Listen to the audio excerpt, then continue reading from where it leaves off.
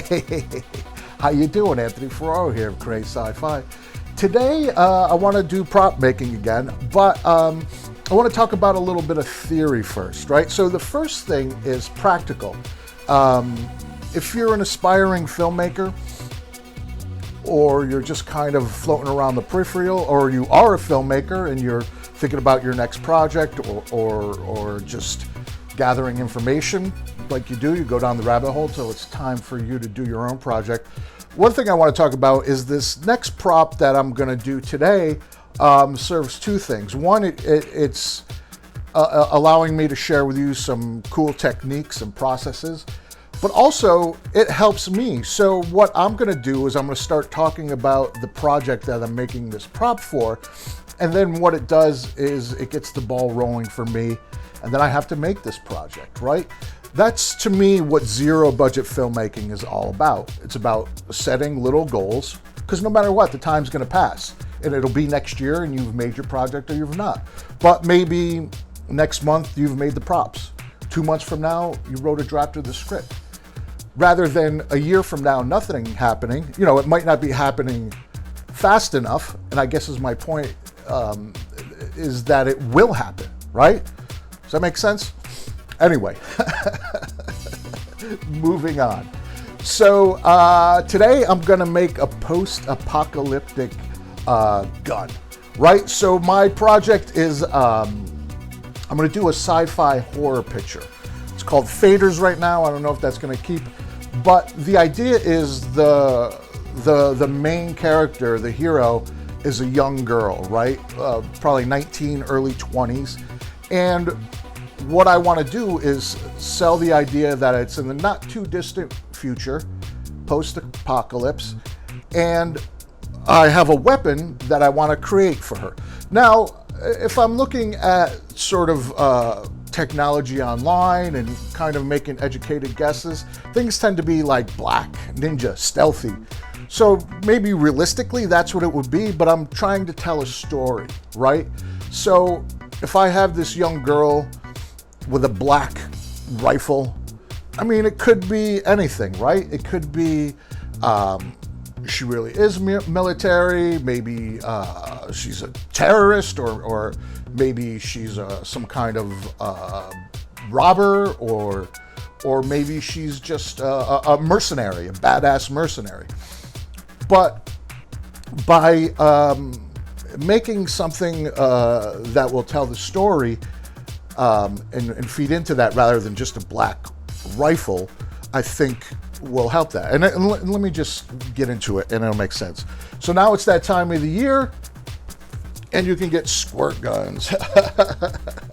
Now this is kind of a ridiculous large child's super soaker, but I like it because with paint, it's futuristic looking, right? So it'll sell the idea that we're in the future. Now I could just paint it black, ninja it out, but that won't help me to tell the story. So I have, right, olive flat primer spray paint, which says Army. Then I'll take yellow and do some kind of stenciling, right? Numbers, serial numbers, or some kind of call sign or something. And that will sell military. So when our girl is creeping around with this, you're gonna see, oh, she's a civilian, but that's a military looking weapon. So there's some kind of story there, right? We're gonna feed into the story. Now with this, it's, you know, it's kind of a little toy looking, so we're going to sort that out. So today's project is we're just going to do some slight modifications to the profile of this, probably with some foam, but basically keep it the same.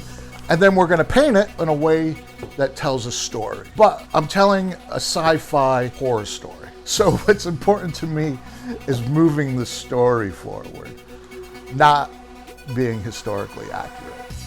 Make sense? All right, so let's hang out. Let's make this gun. Let's dive right in. First, we'll liberate this big old squirt gun from its packaging. Be careful not to cut your eyeballs out. So this sucker's pretty big, which is good. So I start to take off these stickers and they're not being cooperative, so I use a little bit of a heat gun. That's too much heat, so then I go to the hairdryer, and the hairdryer seems to be the right amount of heat. And then there's just a little bit left, and I have this flat-edged X-Acto knife, and I just sort of scrape the last little bits off. This is the tedious part, but you gotta do it. And now I just take some isopropyl alcohol and clean this up. It's a great thing to use to clean off a little bit of goop and to get rid of dirt because it evaporates. So now I'm going to take my buzzsaw tool, my Dremel, my favorite tool, and we're just going to take off this squirt gun cap there. And now the pump sticks out a little bit, so I'm going to modify this. So I clean it out in the middle because I'm going to set it back a few inches from where it's supposed to be. It's meant to pump out water, and I want to make it look like it's part of the gun. And so I measured that to fit, and it's still a little bit long. So I'm just going to have to go ahead and trim that down. Square peg, round hole. So now I'm just cleaning it up with the sanding drum on my Dremel, and I get that fitting nicely. And now with the sanding drum, I'm just going to clean up this hole that I cut out. And now I'm going to cut a strip of 5mm craft foam. I'm going to add a detail on the spine of the gun, and I'm going to use that to also cover up that hole. So now I'm just cutting with the wood burning tool. I'm just making a straight line every inch, and that's just going to add a little visual interest to this piece. Now I super glue it down to the spine, and the main objective is to cover up that hole. So now I take some hot glue, and on the side with the screws, I fill in the holes with the hot glue, and then I just take a piece of scrap foam and wipe that off. A better way to do this is with Bondo, but I was doing this as a one-day build. So now I test fit my handle in there, and that looks good, so I put that in with some glue. So now I'm going to make a pattern by putting down some blue painter's tape. I want to add a little bit of a, not a heat sink, but a heat guard on here. So I cut this out of foam, and by using the tape pattern, I know it's going to fit exactly. And that's just a great method for doing that. So now I take my Dremel and I cut these creepy holes in there. Some people have a phobia about that. And now I super glue this to the side, and it's just some sort of heat guard, I guess. It's just to add a little bit of interest to the piece. So now I found at the dollar store these little pistols, but it's got these cool bullets.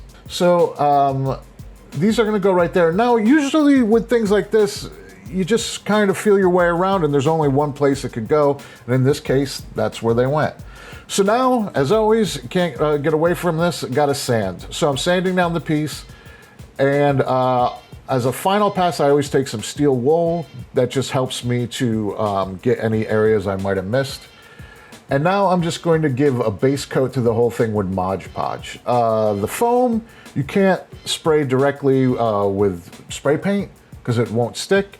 So you need a little primer coat. And then because this is plastic, I primer the whole thing in Mod Podge. And now I'm going to put a black primer coat. So now there's two little elements on the side here that I want to mask off because I'm going to leave those black. And now I'm going to base out the whole thing in this army green color. So this paint job I've never done before, so I want to test it first. I have these templates that I got from a hobby shop. So I have my Dremel box, and this is that digital tech camo pattern, which I think is pretty cool. So I try these stencils out, and that actually looks pretty good.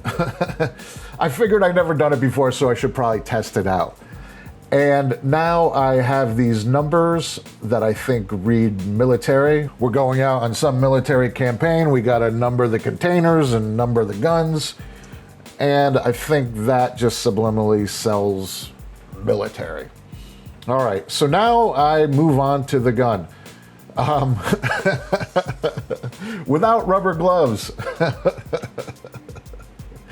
You really don't want to do this without rubber gloves. I didn't have any, and the train had left the station, so I just kept doing it. So I just put the pattern on, and that looks pretty cool. It's not as sharp as with the flat surface, but I'm gonna weather this whole thing anyway, so it's fine. So now I hit the numbers on there. And again, I purposely do it a little rough. I want it to look like somebody was in a hurry, like they did a bunch of these. Now I'm just gonna do a little shield template. This is like a cavalry or an infantry shield.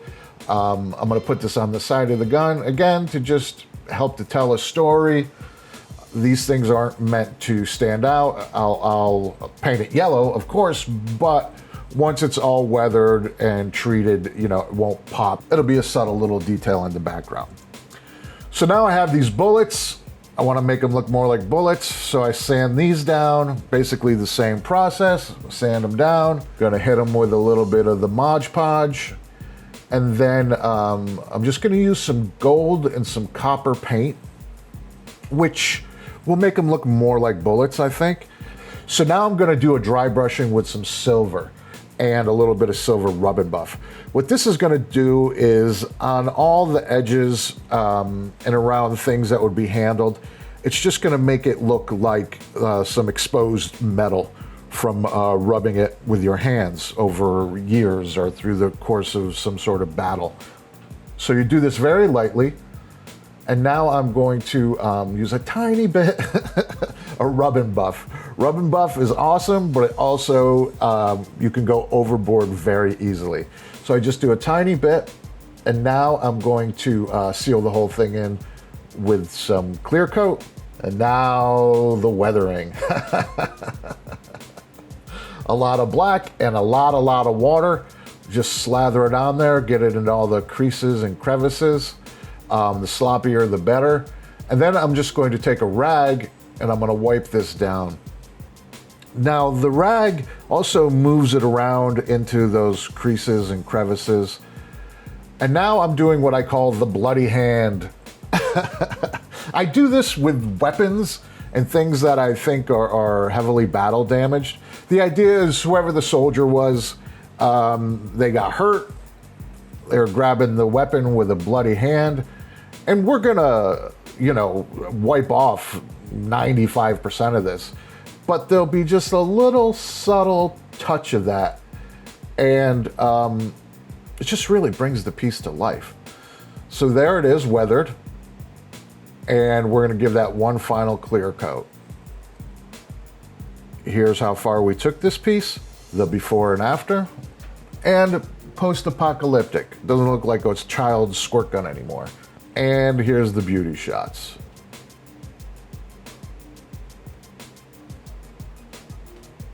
I really like how gritty and grungy this looks. It looks battle worn. I'm very happy with that. So I think we achieved a not too distant future military, right? It's just the visual cues, right? Like this little stencil, the bullets, the colors, right? It triggers something in our brain that says military, and we don't think about it, and we move on, and it tells a little story. Yeah, I really like that. Not as far out spacey as usual, and I think that's pretty cool. So, again, basic shape, right? We wanted a futuristic shape. Paint, slight modifications. We put this on there, and we put the bullets. So, the only thing to do now is to fire it up. All right.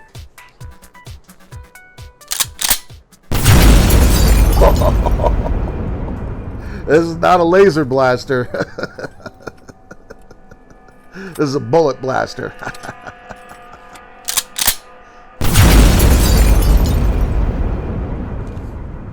Well, I hope you found this video useful. Please like, share, subscribe, leave a comment. I'd love to read the comments, and the comments are helpful. And be sure to sign up for the email newsletter. And remember, I'm just here to help make sci-fi.